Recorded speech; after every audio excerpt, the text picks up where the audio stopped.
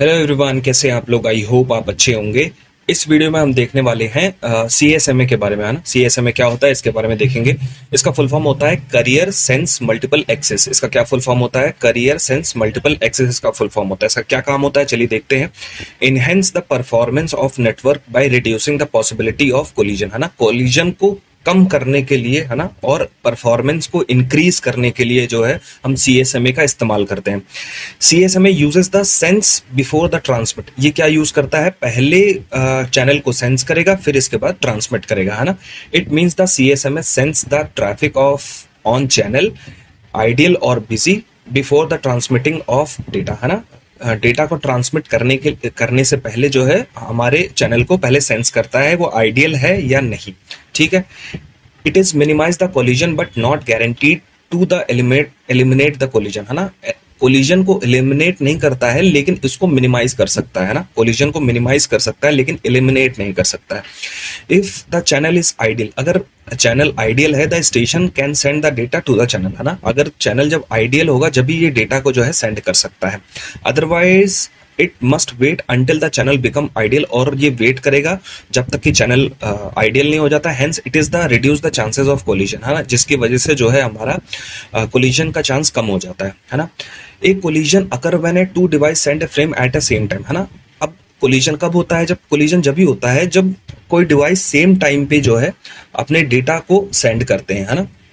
But if the first bit of frame reaches the end of channel, each station receive the first bit of sending station, so they will not broadcasting the frame until the sender station completed the transmission। अब इसमें ये कहना चाह रहा है कि जब भी कोई सेंडर कोई भी डेटा को सेंड करना चाहता है तो पहला बिट जो है वो भेजेगा ऑल स्टेशंस को, है ना, जिसके वजह से ऑल स्टेशन को पता चल जाएगा कि कोई भी सेंडर जो है अपना डेटा भेजना चाहता है। तो जब तक कि सेंडर का डेटा कंप्लीट नहीं हो जाता है तो अदर जो स्टेशन है वो अपना डेटा को ब्रॉडकास्ट नहीं करेंगे। तो यही कहना चाह रहा है कि पहला बिट जो है, जो सेंडर है वो पहला बिट अपने चैनल पे सबको भेज देता है, जिसके कि ये पता चल जाता है कि कोई भी सेंडर अपना डेटा को भेज रहा है ना। तो इसकी वजह से कोलिजन जो है कम होते हैं, है ना। देन हम सीएसएमए एक्सेस की बात करें। सीएसएमए एक्सेस मोड कितने तरीके के होते हैं? तो 3 तरीके के मेनली सीएसएमए एक्सेस मोड होते हैं। एक तो होता है वन परसिस्टेंट, एक होता है नॉन परसिस्टेंट, और एक होता है पी परसिस्टेंट, है ना। अब परसिस्टेंट का क्या मतलब होता है? Persistent is a method to identify the channel is ideal और बिजी, है ना। परसिस्टेंट एक ऐसा मेथड है जिसकी वजह से हम पता कर सकते हैं कि चैनल हमारा बिजी है ना, कि नहीं बिजी है। ठीक है।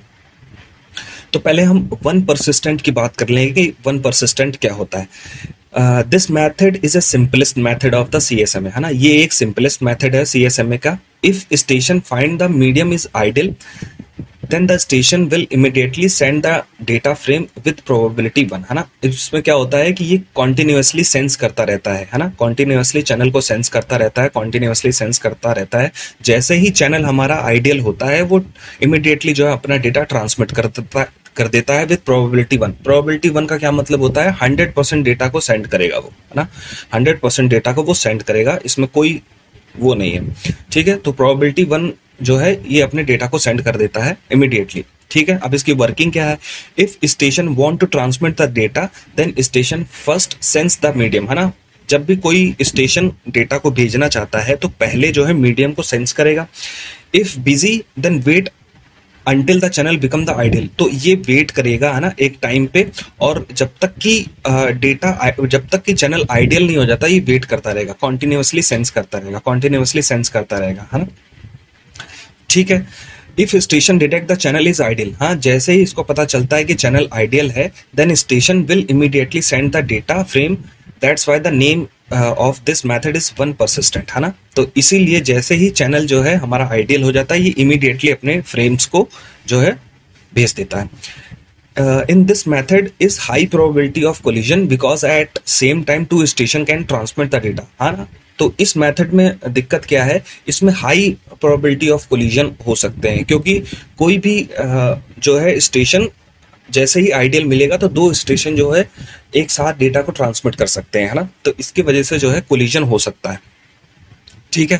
अब सेकंड मेथड की बात करते हैं, नॉन परसिस्टेंट मेथड की, है ना। नॉन परसिस्टेंट में क्या होता है, in this method if station find the channel is busy, है ना, अगर कोई भी चैनल, है ना, बिजी पाता है कोई station, it then it will wait for a random amount of time, है ना। तो ये क्या करता है कि एक रैंडम अमाउंट ऑफ टाइम, वो रैंडम अमाउंट ऑफ टाइम कितना भी हो सकता है ना, तो ये वेट करता है random amount of time, then sense again if busy then wait for the random amount of time, है ना। तो एक रैंडम अमाउंट ऑफ टाइम तक वो वेट करेगा, अगर फिर से बिजी पाता है तो फिर रैंडम अमाउंट ऑफ टाइम तक वो वेट करता रहता है।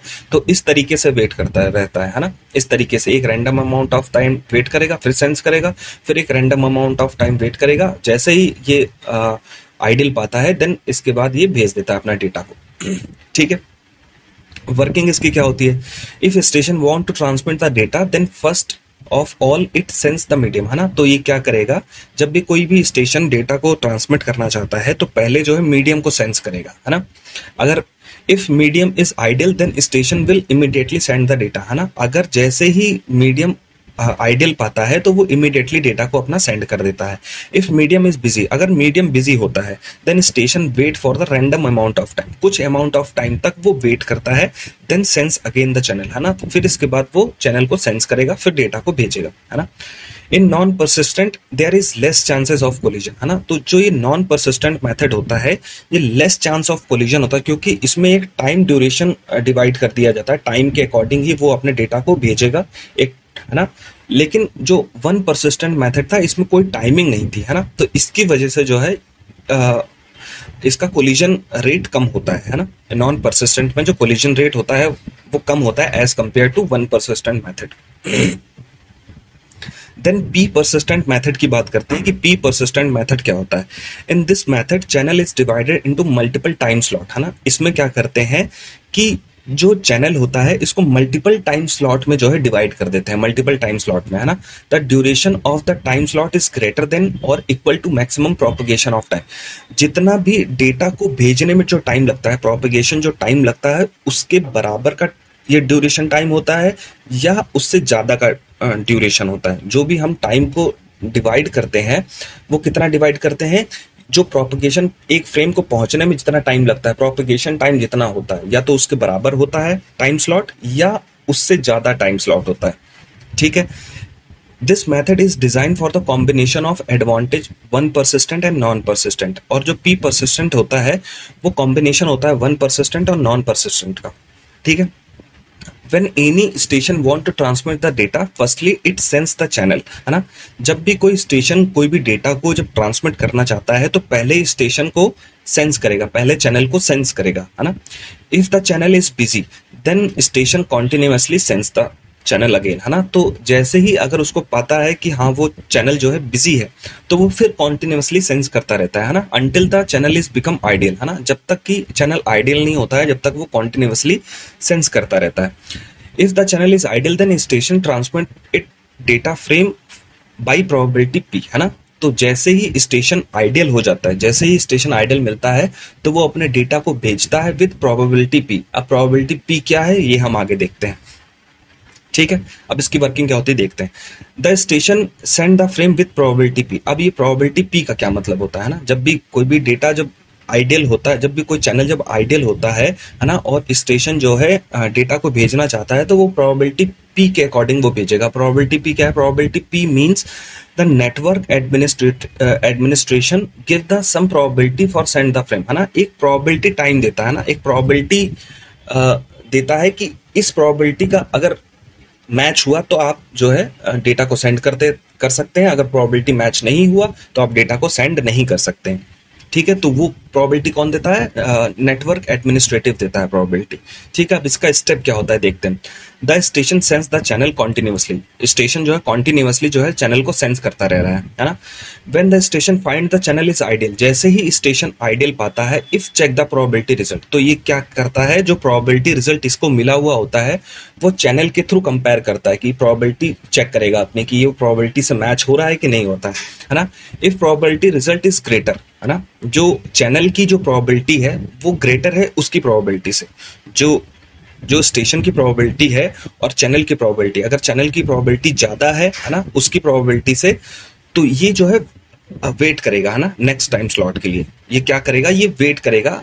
एक टाइम स्लॉट में वो प्रोबेबिलिटी चेक करता है, अगर प्रोबेबिलिटी मिल जाती है ना, तो वो सेंड करेगा। अगर प्रोबेबिलिटी नहीं मिलती है तो वो दूसरे टाइम स्लॉट के लिए वेट करेगा, है ना। Sense the channel again with probability Q1 - P, है ना। तो फिर वो वेट करेगा चैनल के लिए, है ना, चैनल के लिए वेट करेगा विद प्रोबेबिलिटी Q = 1 - P।